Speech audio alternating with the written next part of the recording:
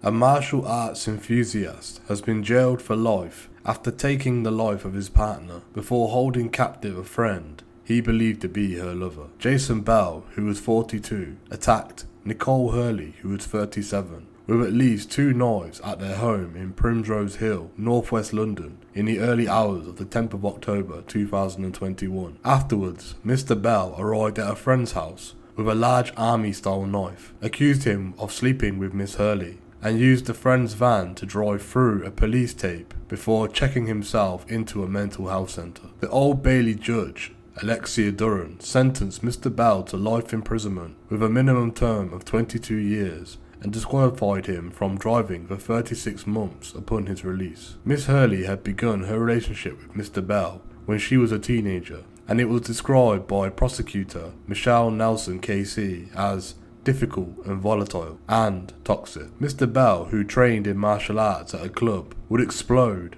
and punch and kick Miss Hurley. Miss Hurley's father, Tom, described a brutal, cowardly and vicious crime. He added, "Domestic violence should have no place in a modern civilized society. To exert control over another person by taking advantage of their vulnerabilities and slowly manipulating them behind the false pretense of some twisted idea of love is one of the most despicable, abhorrent behaviours. We've all lost a hugely important part of our family, and the thought that none of us will share our lives with Nicole ever again, and that she will miss so much of her children's lives, deeply saddens us every day." A jury had deliberated for 3 hours and 42 minutes to finally find Mr. Bell guilty of murder, dangerous driving, and false imprisonment. Miss Hurley had repeatedly asked for an ambulance because she could not breathe, but Mr. Bell took all mobile phones before leaving the house. Mr. Bell stashed a rucksack containing 6 phones and a bloody knife in a garden in Victoria Mews, Maida Vale, near the home of his long-standing friend,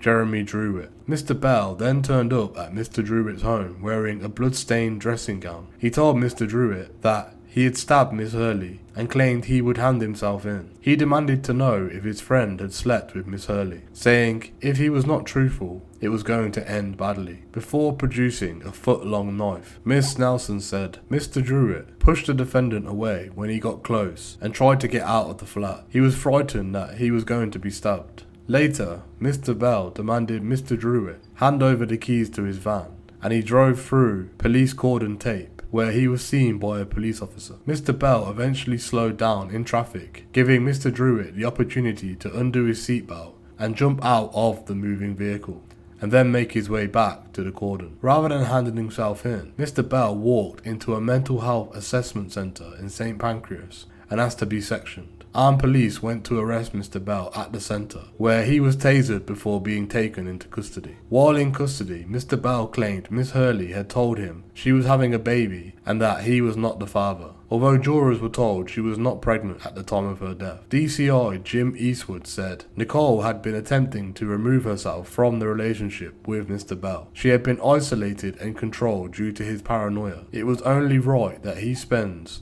considerable years of his life in a place where he can no longer hurt the innocent.